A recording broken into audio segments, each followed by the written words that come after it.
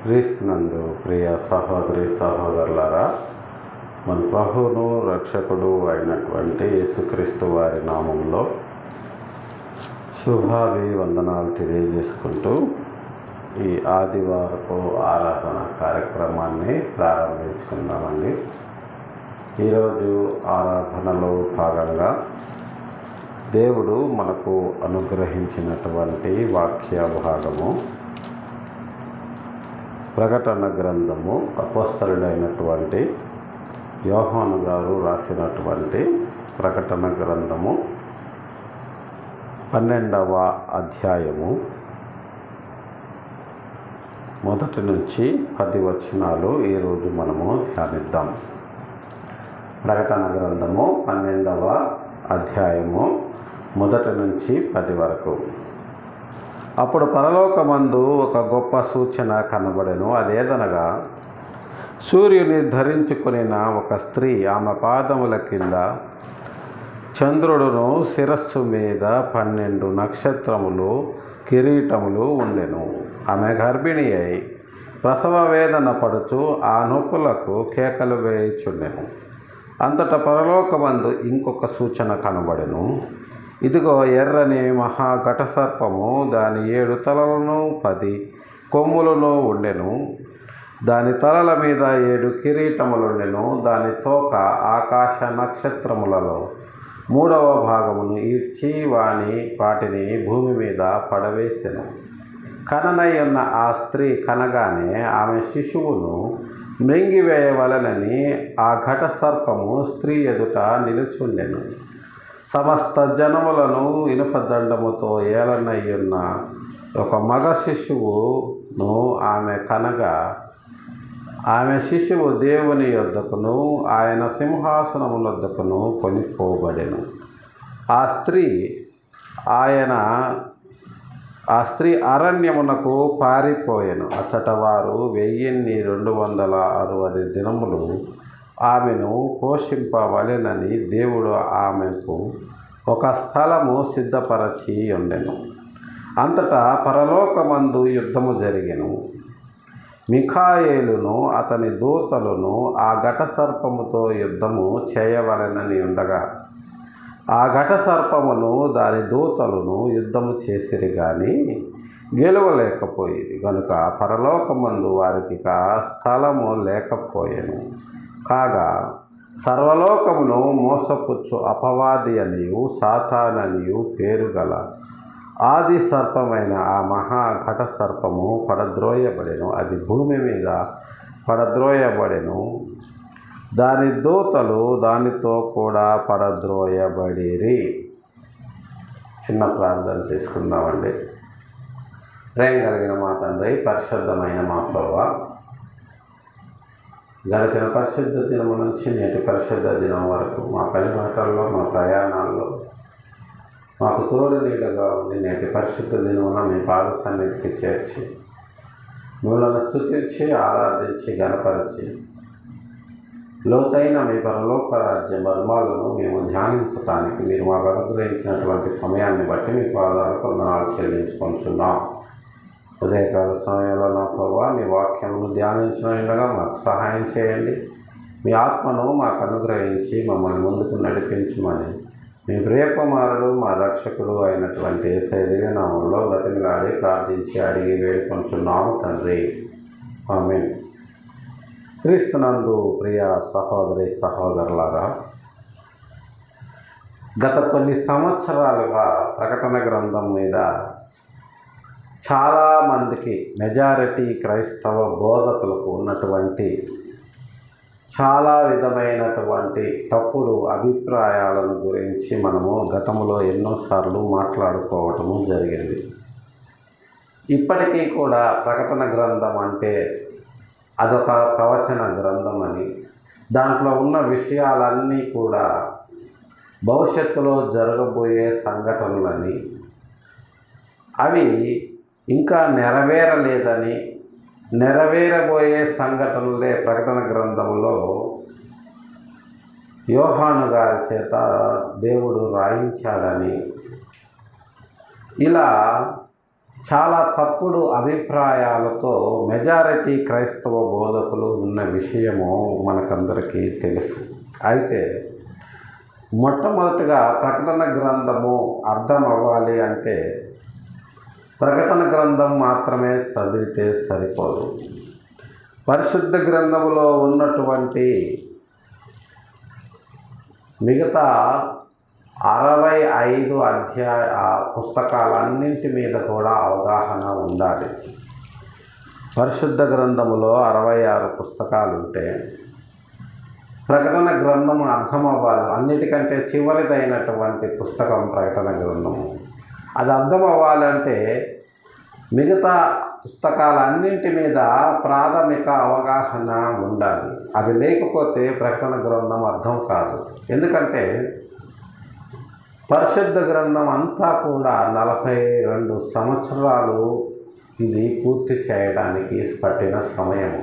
ఆయా కాలాల్లో ఆయా ప్రవక్తల చేత దేవుడు వ్రాయించినటువంటి పరిశుద్ధ గ్రంథము. కాబట్టి ఇంత టైం గ్యాప్లో కూడా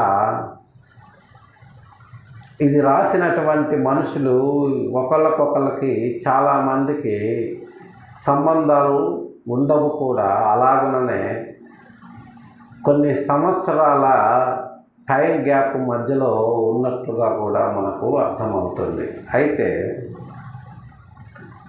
ఎప్పుడు ఎవరు ఎలాంటి పరిస్థితుల్లో రాసినా సరే ప్రకటన గ్రంథము పరిశుద్ధ గ్రంథం అంతా కూడా కంటెంట్ మిస్ కాకుండా, లైన్ అనేది మిస్ కాకుండా ఒకే లైన్లో ఒకే రకమైనటువంటి మార్గాన్ని ప్రకటించేదిగా పరిశుద్ధ గ్రంథము ఉంది.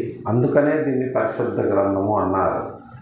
ఆదికాండము నుంచి ప్రకటన గ్రంథము ముందున్న పుస్తకము యోహాను గారు రాసినటువంటి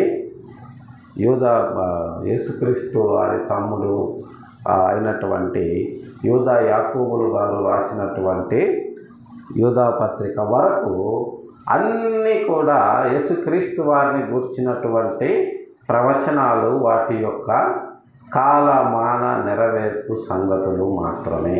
అయితే ప్రకటన గ్రంథంలో కూడా వాటి యొక్క నెరవేర్పులను గూర్చినటువంటి వివరణ ఉన్నది. ప్రకటన గ్రంథము కూడా గతములో జరిగినటువంటి సంభవాలను తెలియజేస్తూ భవిష్యత్తులో జరగబోయే సంఘటనలను కూడా తెలియజేస్తుంది. ప్రకటన గ్రంథం అంటే కేవలము భవిష్యత్తు మాత్రమే కాదు, గతంలో జరిగినటువంటి సంఘటనల యొక్క నెరవేర్పులను వివరిస్తూ భవిష్యత్తులో జరగబోయే సంఘటనలు కూడా మనకు తెలియజేసేదిగా ప్రకటన గ్రంథము ఉన్నది అన్న విషయాన్ని మనము గుర్తుంచుకోవాలి. ఆ తరువాత ప్రకటన గ్రంథం అనేది రూపకాలంకార భాషలో రాయబడింది, అలంకారిక భాషలో రాయబడింది. దీన్ని ఇంగ్లీష్లో అలగారిక్ లాంగ్వేజ్ అంటారు. ఎందుకంటే దీనికి ఒక కారణం ఉంది. ఎందుకంటే యోహాను గారు పద్మాసు ద్వీపంలో ఖైదీగా శిక్ష అనుభవిస్తూ ఆయన ఈ గ్రంథాలను రాయటం జరిగింది. కాబట్టి ఈ ప్రకటన గ్రంథము ముఖ్యంగా అక్కడ ఉన్నటువంటి రోమా సైనికులకు అర్థము కాని విధంగా దీనిని ఆయన అలంకార భాషలో రాసి, వారికి అర్థము కానటువంటి ఒక భాషలో గ్రంథాన్ని రాసి వారి చేతనే ప్రపంచానికి బయటికి పంపించటం అనేది ఇదొక గొప్ప అద్భుతం అన్నమాట. ఈ అద్భుతాలు లోకానికి తెలియదు. కానీ లోకం ఏమనుకుంటుందంటే స్వస్థతలు జరగటమే అద్భుతాలు అనుకుంటుంది. అలాగని ఆ స్వస్థతలు కూడా ఇప్పుడు ఆదిమ సంఘము కాలంలో జరిగినట్లుగా ఇప్పుడు జరగవు. కానీ స్వస్థతల పేరిట క్రైస్తవ సమాజంలో జరుగుతున్నటువంటి గందరగోళాలు, మోసాలు అన్నీ ఇన్ని కావు. వాటిని బట్టి క్రైస్తవేతరులు క్రీస్తును ఎంతగా అవహేళన చేస్తున్నారు అనేది కూడా మనకు తెలిసిన సంగతే. అయితే మన పాఠంలోకి వెళితే అసలు ఈ సూర్యుని ధరించుకున్న స్త్రీ ఎవరు? పరలోకములో అసలు యుద్ధము జరిగిందా? జరిగితే ఎప్పుడు జరిగింది? జరిగిపోయిన దాని గురించి ప్రకటన గ్రంథంలో చెప్తే ఇది పాస్ట్ అవుతుందా, ప్రజెంట్ అవుతుందా, ఫ్యూచర్ అవుతుందా అనేటటువంటి విషయాలను ఈరోజు మనము కొంచెం లోతుల్లోకి వెళ్ళి ధ్యానిద్దాం. అప్పుడు పరలోకమందు గొప్ప సూచన కనబడెను. అదేదనగా సూర్యుని ధరించుకున్న ఒక స్త్రీ, ఆమె పాదముల క్రింద చంద్రుడును, శిరస్సు మీద 12 నక్షత్రముల కిరీటములు ఉండెను. ఆమె గర్భిణి అయి ప్రసవ వేదన పడుచు ఆ నొప్పులకు కేకలు వేయుచుండెను. అంతటా పరలోకమందు ఇంకొక సూచన కనబడెను. ఇదిగో ఎర్రని మహాఘట సర్పము, దానికి 7 తలలను 10 కొమ్ములను ఉండెను. దాని తలల మీద 7 కిరీటములుండెను. దాని తోక ఆకాశ నక్షత్రములలో 3వ భాగము నీడ్చి వాటిని భూమి మీద పడవేసెను. కననయ్యున్న ఆ స్త్రీ కనగానే ఆమె శిశువును మృంగివేయవలనని ఆ ఘట సర్పము స్త్రీ ఎదుట నిలుచుండెను. చూడండి, ఇక్కడ రాసినటువంటి వచనాలన్నీ కూడా ఏమీ అర్థం కాకుండా గందరగోళంగా ఉన్నట్టు మనకు అనిపిస్తుంది. అసలు పరలోకములో ఆ సూచన ఏంటో, సూర్యుడిని స్త్రీ ధరించుకోవటం ఏమిటి, ఆమె పాదముల కింద చంద్రుడు ఉండడం ఏమిటి, ఆమె శిరస్సు మీద 12 నక్షత్రముల కిరీటం ఉండడం ఏంటి, ఆమె గర్భిణి అయి ప్రసవ వేదన పడటం ఏంటి, ఇవన్నీ కూడా మనం చదివినప్పుడు ఒక రకమైనటువంటి అర్థం కాని అయోమయ పరిస్థితికి తీసుకువెళ్ళేటటువంటి విషయముగా ఇక్కడ మనకు యోహాను గారు రాసినటువంటి కంటెంట్ ఉంటుంది. అయితే దీన్ని విడగొట్టి మనము లోతుల్లోకి వెళ్ళి ఒక్కొక్కటిగా విడగొట్టి వివరణ తీస్తే మనకు చాలా సులభంగా అర్థమవుతుంది. ఇది విడగొట్టాలి అంటే మనకు ప్రకటన గ్రంథానికంటే ముందున్నటువంటి పుస్తకాల మీద అవగాహన ఉండాలి ప్రియులారా. చూడండి, అప్పుడు పరలోకమందు ఒక సూచన ఆయనకు చూపించాడు దేవుడు. అదేదనగా సూర్యుని ధరించుకున్న ఒక స్త్రీ, ఆ పాదముల కింద చంద్రుడు, శిరస్సు మీద 12 నక్షత్రముల కిరీటములుండెను. ఈ స్త్రీ ఎవరు అనేది మనం ఆలోచించినట్లయితే ప్రకటన గ్రంథంలో మనం చదువుతున్నటువంటి ప్రతి వచనానికి ఒక్కొక్క ప్రశ్న ఉత్పన్నమవుతుంది. అయితే మనకు పరిశుద్ధ గ్రంథంలో ఉత్పన్నమయ్యేటటువంటి ప్రశ్నలకు సమాధానాలు పరిశుద్ధ గ్రంథములో మాత్రమే దొరుకుతాయి. ఇక వేరే ఏ గ్రంథంలో కూడా దొరకదు ప్రియులారా.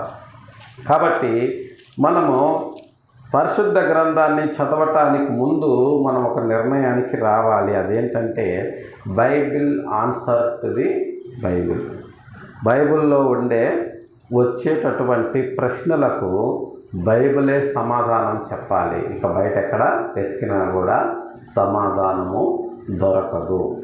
సో మనం ఆ నిర్ణయానికి వచ్చి పరిశుద్ధ గ్రంథం చదివినప్పుడు అసలు ఈ స్త్రీ ఎవరు, ఈమెను గురించి ఇంతలా యోహాను గారు ఈ ఫ్యూచరిస్టిక్ బుక్ అయినటువంటి ప్రకటన గ్రంథంలో ఎందుకు రాశారు అన్న విషయాన్ని మనం గమనించినట్లయితే ఈ స్త్రీని ఆయన అలంకారప్రాయంగా మనకు ప్రజెంట్ చేస్తున్నట్టుగా అర్థమవుతుంది. సూర్యుని ధరించుకున్న ఒక స్త్రీ, ఆమె పాదముల క్రింద చంద్రుడును, శిరస్సు మీద 12 నక్షత్రముల కిరీటములుండెను. సూర్యుడు అంటే సూర్యుడిని మనము దేనికి సూచనగా చూస్తాము అంటే సూర్యుడు అంటే వెలుగు, సూర్యుడు అంటే శక్తి. ఈ భూమి మీద ఉండే సకల జీవరాశికి శక్తినిచ్చేవాడిగా, వెలుగునిచ్చేవాడిగా సూర్యుడిని చూస్తాము. అలాగుననే వెలుగుకి ప్రతిరూపంగా మనము బైబిల్ పరిభాషలో వెలుగుకు ప్రతిరూపంగా దేవుణ్ణి మనము మాట్లాడుకుంటాము. ఆయన వెలుగై ఉన్నాడు అని ఇదే యోహాను గారు ఆయన రాసినటువంటి సువార్తలో తెలియజేస్తారు. నేను లోకమునకు వెలుగునై ఉన్నాను అని సాక్షాత్తు యేసుక్రీస్తు వారే స్వయంగా ప్రకటించినట్లుగా మనము చూస్తూ ఉన్నాము. ఇలా అనేక సందర్భాల్లో వెలుగును గురించి మనము మాట్లాడుకుంటున్నప్పుడు ఇక్కడ సూర్యుడు అంటే సూర్యుని ధరించుకున్న ఒక స్త్రీ, వెలుగును ఆమె ధరించుకుంది. అంటే దేవునిని ఆమె ధరించుకుంది. ఆమె పాదముల కింద చంద్రుడు, శిరస్సు మీద 12 నక్షత్రముల కిరీటములు. ఇక్కడ స్త్రీ అంటే ఒక వ్యక్తి కాదు, కానీ అసలు ఈ స్త్రీ అంటే ఎవరిని స్త్రీతో పోలుస్తున్నారు అని మనం గమనించినట్లయితే చూడండి, యెషయా గ్రంథము 66వ అధ్యాయము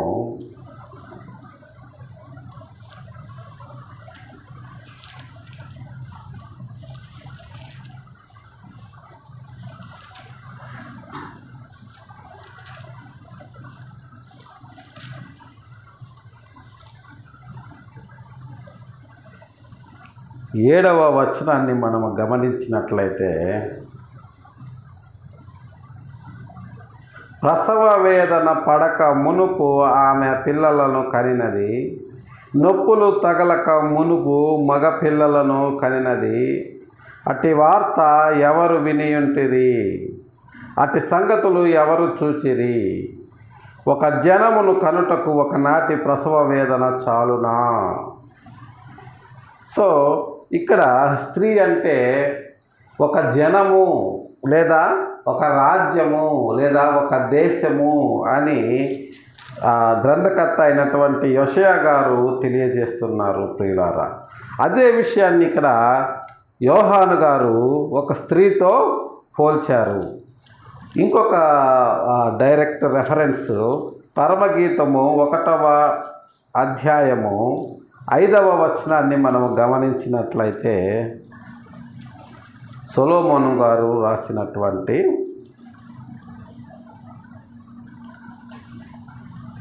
పరమగీతము, ఇది కూడా అలంకారిక భాషలోనే ఉంటుంది. చూడండి, 1:5 పరమగీతాన్ని మనం గమనించినట్లయితే, యెరూషలేము కుమార్తెలారా, నేను నల్లని దాననైనను సౌందర్యవంతురాలను, కేదారు వారి గుడారముల వలెను, సొలొమోను నగరు వలె తెరల వలెను నేను సౌందర్యవంతురాలను.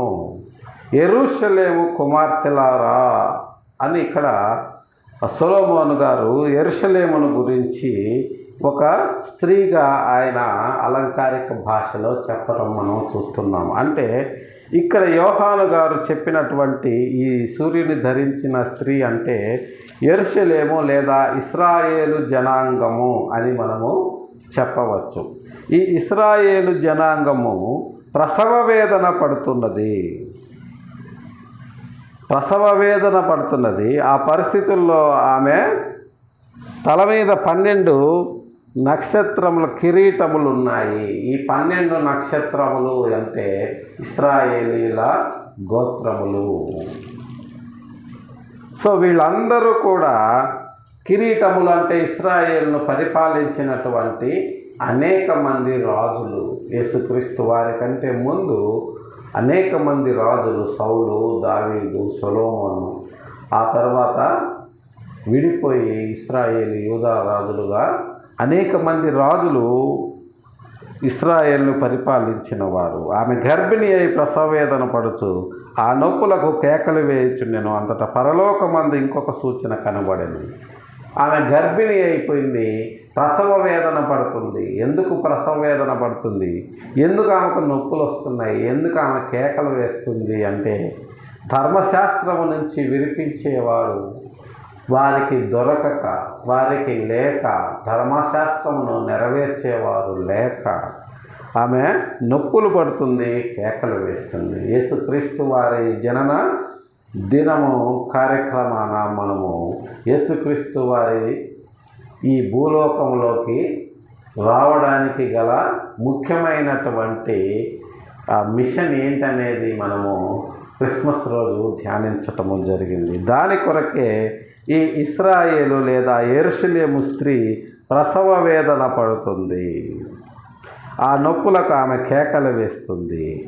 అయితే పరలోకమందు ఇంకొక సూచన కనబడింది. ఇదిగో ఎర్రని మహాఘట సర్పము, దానికి 7 తలలు 10 కొమ్ములు. ఎర్రని మహాఘట సర్పము అన్నాడు. ఇక్కడ రెడ్ రెడ్ అంటే డేంజర్కి సూచనగా మనము ఈ లోకములో ఎరుపు రంగుని వాడుతాము. ముఖ్యంగా రైల్వేలో ఎరుపు అంటే డేంజరు. ఆ ఎరుపు సిగ్నల్ పడిందంటే ఎంత పెద్ద ట్రైన్ అయినా సరే ఆగిపోవాల్సిందే. ఆ సిగ్నల్ మారితే తప్ప అది కదలటానికి వీలు లేనటువంటి పరిస్థితి. సో ఎర్రని మహాఘట సర్పము అంటే ఇది డేంజరు, ప్రమాదకరమైనటువంటి మహాఘట సర్పము లేదా సాతాను అని దీన్ని చెప్పుకోవచ్చు. దానికి 7 తలలు 10 కొమ్ములు. 7 తలలు, 7 అంటే బైబిల్ పరిభాషలో సంపూర్ణతకు నిదర్శనం. దేవుడు ఈ సృష్టి యావత్తు కూడా 6 దినాల్లో ముగించి 7వ దినాన విశ్రమించి దాన్ని పరిశుద్ధపరిచి దాన్ని ఒక సంపూర్ణమైనటువంటి సంఖ్యగా చేయటం మనము చూస్తూ ఉన్నాము. 7 అంటే 7 దినాలంటే ఇప్పుడు మనం భూమి మీద అనుభవిస్తున్నటువంటి 24 గంటల దినాలు కాదు, కానీ అవి విశ్వదినాలు. అయితే ఈ 7 అనేది సంపూర్ణతకు నిదర్శనం. 7 తలలు అంటే ఈ లోకం యావత్తు, 10 కొమ్ములు అంటే ఈ భూమిని పరిపాలించే భూలోక రాజులు, దాని తలల మీద 7 కిరీటములు. 7 కిరీటములు అంటే కిరీటము రాజదర్పానికి నిదర్శనము. దాని తోక ఆకాశ నక్షత్రములలో 3వ భాగమును ఈడ్చి వాటిని భూమి మీద పడవేసెను. ఆకాశ నక్షత్రాల్లో 3వ భాగాన్ని ఈడ్చి పడేసిందంట ఈ ఘట సర్పము యొక్క తోక. అంటే ఈ ధర్మశాస్త్రమును గురించినటువంటి నెరవేర్పు కార్యక్రమంలో ఉన్న అనేక మంది దేవుని యొక్క జనాంగాన్ని ఇది ఏం చేసిందంటే ఈడ్చి తోకతో భూమి మీద పడవేసింది. అంటే ధర్మశాస్త్రాన్ని సంపూర్తిగా నెరవేర్చనీయకుండా చేసింది. మనుషులకు ఉన్నటువంటి బలహీనతల మీద దెబ్బ కొట్టి ఆ బలహీనత ద్వారా ఆ మనిషిని పడగొట్టి దేవుని ఎదుట పరిపూర్ణమైన వానిగా వానిని నిలబడటానికి అతనికి అర్హత లేకుండా చేసింది. ఆకాశ నక్షత్రములు అంటే ఎవరు? ఆకాశ నక్షత్రములు అంటే దేవుని యొక్క పిల్లలు, దేవుని కొరకు ఈ భూమి మీద కష్టపడేటటువంటి వారు, దేవుడు చెప్పిన విధంగా ఈ భూమి మీద జీవించేటటువంటి వారు, దేవుడు చెప్పిన పని ఈ భూమి మీద నెరవేర్చేటటువంటి వారు. చూడండి, ఇంకొంచెం వివరంగా చూద్దాము. ఆకాశ నక్షత్రములు అంటే ఎవరు అనే విషయాన్ని దానియేలు గ్రంథము, ప్రవక్త అయిన దానియేలు గారు రాసినటువంటి గ్రంథము 12వ అధ్యాయము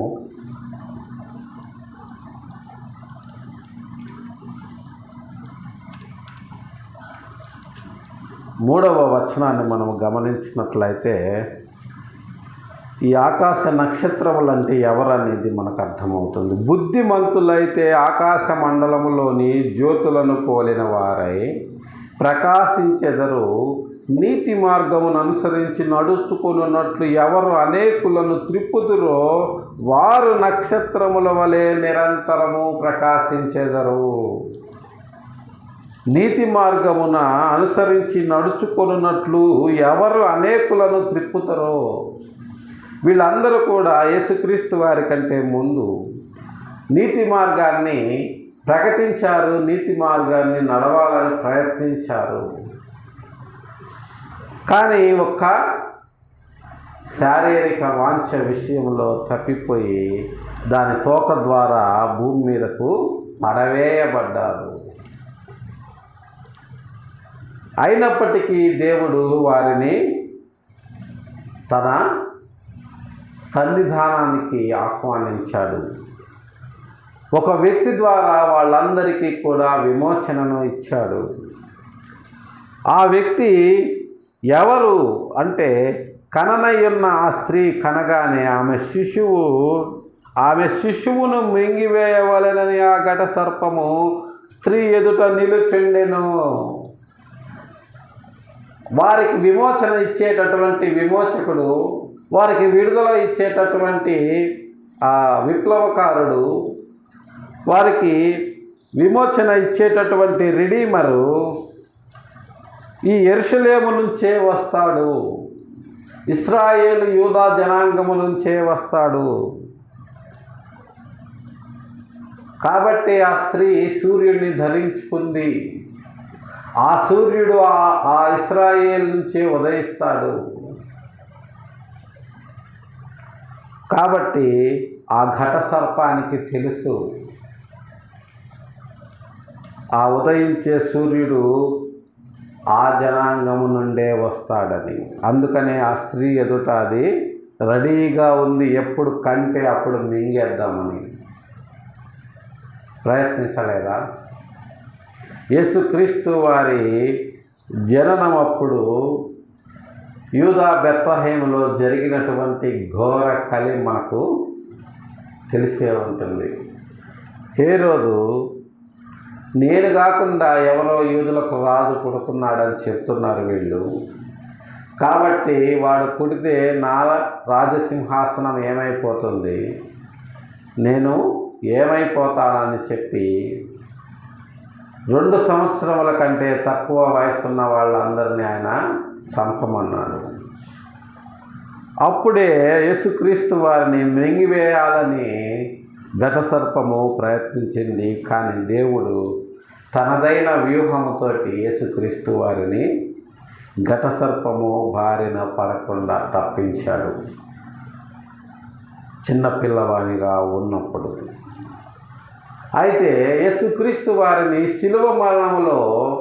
శిలువ మరణము కావించకుండా ఎన్నో రకాలుగా ప్రయత్నించింది. చిన్నప్పుడైతే యేసుక్రీస్తు వారిని చంపాలనుకుంది, కానీ ఆయన మిషన్ని అకంప్లిష్ చేసిన తరువాత శిలువ శిక్ష నుంచి యేసుక్రీస్తు వారిని చాలా విధాలుగా తప్పించాలని ప్రయత్నించింది, కానీ కుదరలేదు.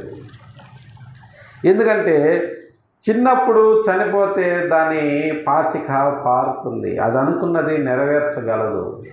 కానీ శిలువ మీద చనిపోతే మాత్రం దానికి ఇక ఏమాత్రము కూడా నిష్కృతి ఉండదు. ఎందుకంటే దాని ఆటలు ఇంకా ఆయన సాగనివ్వడు.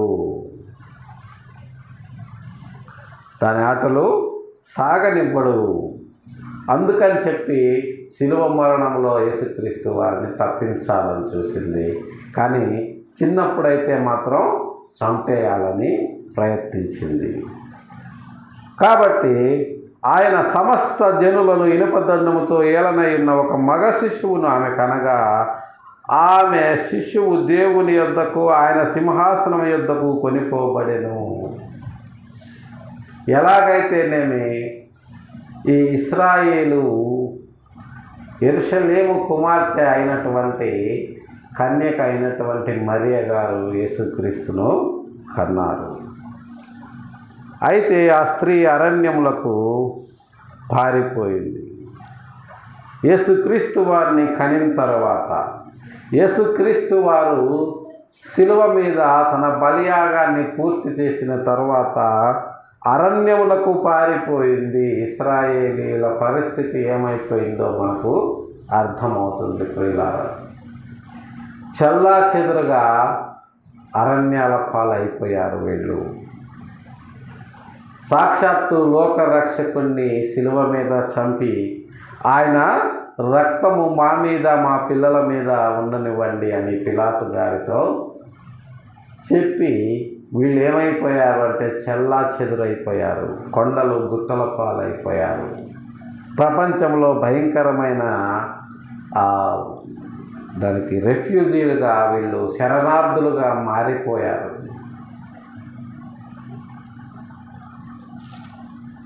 అయితే ఆ స్త్రీ అరణ్యములకు పారిపోయిన అచ్చట వారు 1260 దినములు ఆమెను పోషింపవల్లని దేవుడు ఆమెకు ఒక స్థలము సిద్ధపరిచి ఉంచెను. చూడండి, 1260 అంటే ఇది 3.5 సంవత్సరాలు. 3.5 అంటే 7లో సగభాగము, 7 అంటే కంప్లీట్నెస్, 3.5 అంటే దాంట్లో సగము. వీళ్ళు అరణ్యములో పోషించబడ్డారు. ఆ మిగతా సగం ఏంటి అంటే యేసుక్రీస్తు వారి యొక్క రాజ్య స్థాపన అక్కడ జరుగుతుంది. యేసుక్రీస్తు వారి రాజ్య స్థాపన జరిగిన తర్వాత అంతటా పరలోకమందు యుద్ధము జరిగెను. మిఖాయేలు అతని దూతలు ఆ ఘటసర్పముతో యుద్ధము చేయవలనని ఉండగా ఆ ఘటసర్పము దాని దూతలు యుద్ధము చేసిరి కానీ గెలువలేకపోయిరి గనుక పరలోకమందు వారికి ఇక స్థలము లేకపోయెను.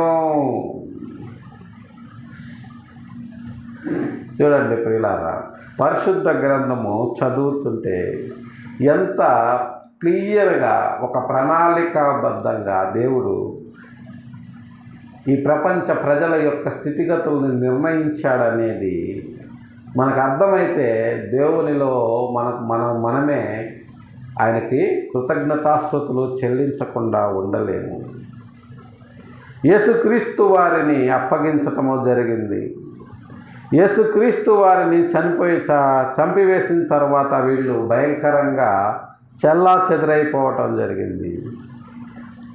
అంతట పరలోకమందు యుద్ధము జరిగెను. యేసుక్రీస్తు వారు ఈ భూమి మీద ఉన్నప్పుడే, యేసుక్రీస్తు వారు ఈ భూమి మీదకు రాకముందు వరకు ఈ అపవాదికి ఘటసర్పానికి చాలా పర్మిషన్లు ఉన్నాయి. ఇది పరలోకానికి వెళ్తుంది, పాతాళానికి వెళ్తుంది, భూమి మీదకి వస్తుంది. ఇలా రకరకాలైనటువంటి దాని ఇష్టం వచ్చినట్టుగా అది తిరుగుతుంది. అసలు భూమి మీద మనుషులే పుట్టకముందు పరలోకములో ఉంది. ఏదేనులో దాన్ని దేవుడు పెట్టాడు. అక్కడ నుంచి విస్తారమైన వ్యాపారము వలన అందులో పాపము అది జనించుకొని ఇంత గొప్పదైనటువంటి పరలోకాన్ని మేము ఇన్ని వేల సంవత్సరాలుగా మేము కావలి కాస్తుంటే మాకివ్వకుండా ఆయన ఎవరినో కంటాడంట, వాళ్ళకి ఇస్తాడంట అని దేవుని మీద తిరుగుబాటు చేసింది. ఒక మనుష్యుని ద్వారానే పరలోకం అంతా కూడా మనుషులతో నింపివేస్తారంటే మేమేం చేయాలి? దీని కొరక మేము ఇన్ని సంవత్సరాల నుంచి ప్రయాసపడింది అన్న అసూయతో, ద్వేషముతో, మనుషుల మీద ద్వేషముతో అది దేవుని దూతలతో తనకంటూ ఒక వర్గాన్ని ఏర్పాటు చేసుకొని దేవుని దూతలతో యుద్ధానికి దిగింది పరలోకములో. అయితే మిఖాయేలు అతని దూతలు ఆ ఘటసర్పముతో యుద్ధము చేయవలనని ఉండగా ఆ ఘటసర్పము దాని దూతలు యుద్ధము చేసిరి కానీ గెలవలేకపోయిరి. పోరాడారు కానీ గెలవలేదు. సో గెలవకుండా పరలోకంలో ఉన్నటువంటి వీళ్ళు నేరం చేసిన తర్వాత ఏం చేస్తాడు దేవుడు అంటే ఖచ్చితంగా శిక్షిస్తాడు. ఆ శిక్ష ఏంటి అంటే అపవాది కాగా సర్వలోకమును మోసపుచ్చు అపవాది సాతాననియు పేరు గల ఆది సర్పమైన మహాఘట సర్పము పడద్రోయబడెను. అది భూమి మీద పడద్రోయబడెను. దాని దూతలు దానితో కూడా పడద్రోయబడిరి. అది అక్కడి నుంచి భూమి మీదకు నెట్టబడింది. భూమి మీదకు నెట్టబడింది. భూమి మీదకు పడద్రోయబడింది. ఈ భూమి మీద పడద్రోయబడిన తరువాతనే ఇది ఇక మనుషుల మీదకు వచ్చింది.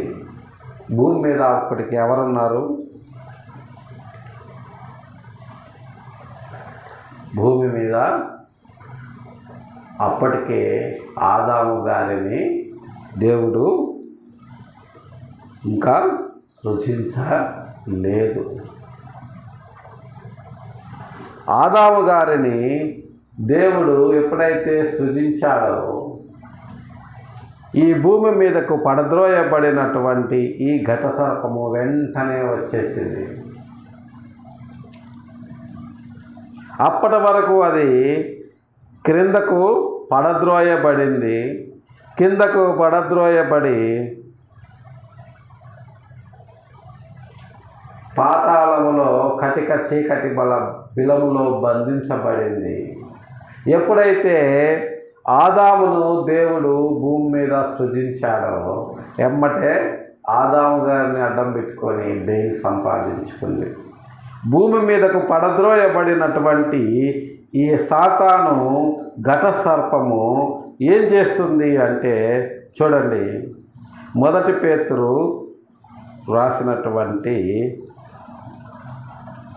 గారు రాసినటువంటి మొదటి పత్రిక 5వ అధ్యాయము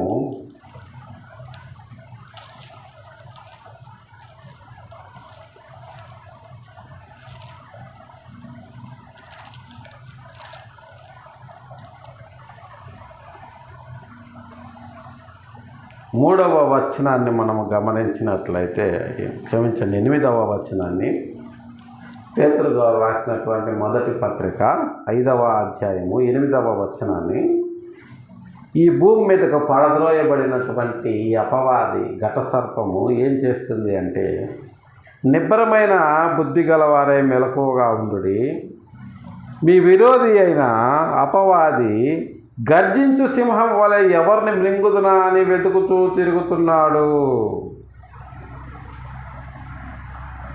లోకమందున్న మీ సహోదరుల యందు ఈ విధమైన శ్రమలే నెరవేరుచున్నవని ఎరిగి విశ్వాసమందు స్థిరులై వారిని ఎదిరించుడి. ఈ భూమి మీద పడినటువంటి ఈ అపవాది లేదా ఘటసర్పము ఏం చేస్తుందంటే, ఎవరిని మృంగుదునా అని గర్జించు సింహం వలె తిరుగుతుంది. ఈ గర్జించు సింహం వలె ఎవరిని మృంగుదునా అని తిరుగుతూ ఆకాశ నక్షత్రంలో 3వ భాగాన్ని అది ఈడ్చి పడేస్తుంది. ఈ దేవుని వైపు అనేకమైన జనులను దేవుని వైపు త్రిప్పేటటువంటి ఈ నక్షత్రములను ఏం చేస్తుంది అంటే, రకరకాల సమస్యలతో బాధిస్తుంది, రకరకాల సమస్యలతో వారిని ఇరుకున పెడుతుంది. వారి పనిలో ముందుకు నడవకుండా వారి కాళ్లకు బంధాలను ఏర్పరుస్తుంది. అనేక రకాలైనటువంటి శ్రమల పాలు వాళ్ళని చేస్తుంది. ఉదాహరణకు అపోస్తలుడైన పౌలు గారిని మనం ఎంతలా అది శ్రమల పాలు చేసింది అనేది మనము చూచాయిగా ఒక ఉదాహరణగా చూద్దాము. చూడండి, 2వ కొరింథీయులకు రాసిన పౌలు గారు 2వ కొరింథీయులకు రాసినటువంటి పత్రిక 11వ అధ్యాయము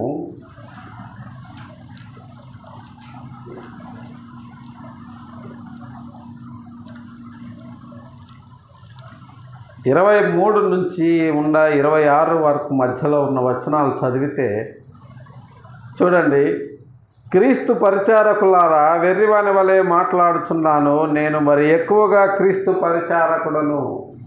నేను క్రీస్తు పరిచారకునిగా నేను వెర్రిగా క్రీస్తు కొరకు పనిచేస్తున్నాను. ఎందుకంటే ఆయన దగ్గర ఉన్నటువంటి జ్ఞానము, ఆయన ఇవ్వబోయేటటువంటి నిత్య జీవము అంత గొప్పవి. దాని కొరకు నేను వెర్రివారిగా నేను మారిపోయాను. క్రీస్తుని గుర్చినటువంటి వెర్రితనము నిత్య జీవానికి మార్గము. కాబట్టి నేను గతంలో ఎంత పౌరుషంగా ఉన్నప్పటికీ, ఎంత పొగరుగా ఉన్నప్పటికీ క్రీస్తు విషయమై నేను వెర్రివానిగా ఎంత తగ్గించుకున్నాను అంటే చూడండి, క్రీస్తు పరిచారకుడనై మరి విశేషముగా నేను ప్రయాసపడ్డాను. చాలా దూరాలు నేను ప్రయాణించాను. ఏ రకమైన వసతులు లేకపోయినా నేను ప్రయాణించాను. మరి అనేక పర్యాయంలో చెరసాల్లో ఉన్నాను. ఈ చేతులతో ఎంతోమందిని ఏ రకమైన విచారణ లేకుండా తీసుకెళ్ళి చెరసాల్లో ఈడ్చి పడేసిన వాడిని నేనే ఎన్నోసార్లు జైలుకు వెళ్ళాను. నేనే ఎన్నోసార్లు ఖైదీగా ఉన్నాను. అపరిమితముగా దెబ్బలు తింటిని. అపరిమితంగా నేను దెబ్బలు తిన్నాను. అసలు లెక్క లేకుండా ఎవరిని పడితే వాళ్ళని చంపివేసే నేను. ప్రధాన యాజకులు సైతము నన్ను అడ్డగింపలేకపోయేవాళ్ళు.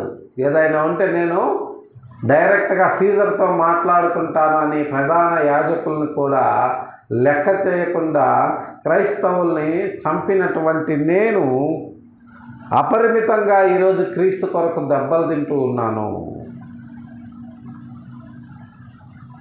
అనేక మార్లు ప్రాణాపాయంలో ఉన్నాను. అనేక మందిని లెక్క లేకుండా ప్రాణాలు తీసినటువంటి నేనే ఎన్నోసార్లు ప్రాణాపాయంలో ఉన్నాను.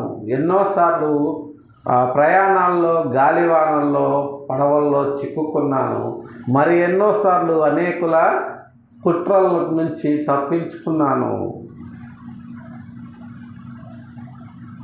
యూదుల చేత 5 మార్లు ఒకటి తక్కువ 40 దెబ్బలు తిట్టిని. 3 మారు బెత్తములతో కొట్టబడితిని, ఒకసారి రాళ్లతో కొట్టబడితిని. 3 మారు ఓడ పగిలి శ్రమపడి తిని, ఒక రాత్రింబగళ్ళు సముద్రములో గడిపి తిని. అనేక పర్యాయములు ప్రయాణములలోనూ, నదుల వలనైన ఆపదలలోను, దొంగల వలనైన ఆపదలోను, నా స్వజన వలనైన ఆపదలోను, అన్యజనుల వలనైన ఆపదలోను, పట్టణములోను ఆపదలోను, అరణ్యములలో ఆపదల్లోను, సముద్రములలో ఆపదల్లోను, కపట సహోదరుల వలన ఆపదలలో ఉంటిని. చూడండి ఎన్ని రకాలైనటువంటి శ్రమలు. ఇది క్రీస్తు యొక్క నక్షత్రములకు లేదా అనేక మందిని క్రీస్తు వైపుకు తిప్పే ఆకాశ నక్షత్రములను ఎలా ఈడ్చివేయాలని ప్రయత్నిస్తుందో మనకు అర్థమవుతుంది ప్రియులారా. కాబట్టి ఇలాంటి వాటన్నిటి విషయమై మీరు స్థిరంగా ఉండండి. వీటిని ఎదుర్కోవాలి ఖచ్చితంగా. కాబట్టి వీటిని ఎదుర్కొనే ముందుకు వెళ్ళాలి. అలా వెళితేనే మనము అపవాది యొక్క తంత్రములను దాటి ముందుకు వెళ్ళగలము. 10వ వచనములో, మరియు ఒక గొప్ప స్వరం పరలోకమందు ఇలాగ చెప్పుట వింటిని, రాత్రింబవళ్ళు మన దేవుని ఎదుట మన సహోదరుల మీద నేరము మోపువాడైన అపవాది పడద్రోయబడి ఉన్నాడు గనుక ఇప్పుడు రక్షణయు శక్తియు రాజ్యమును మన దేవుని వాయెను. ఇప్పుడు అధికారము ఆయన క్రీస్తుదాయెను. చూడండి, చివరిగా ఇన్ని శ్రమల కోర్చి, ఇన్ని వ్యయ ప్రయాసలు కోర్చి దేవుని యొక్క పనిలో మనము ముందుకు వెళ్తే ఇంతకంటే ఎక్కువైనటువంటి శ్రమలను, ఇంతకంటే ఘోరమైనటువంటి బాధలను యేసుక్రీస్తు వారు అనుభవించి ఆయన భూమి మీదకి వచ్చినటువంటి దేవుడిచ్చినటువంటి పనిని ఆయన సంపూర్తిగా నెరవేర్చాడు. నెరవేర్చిన తర్వాత యోహాను గారికి ఒక స్వరం ఏమని చెబుతుందంటే, రాత్రింబవలు మన దేవుని ఎదుట మన సహోదరుల మీద నేరము మోపువాడైన అపవాది.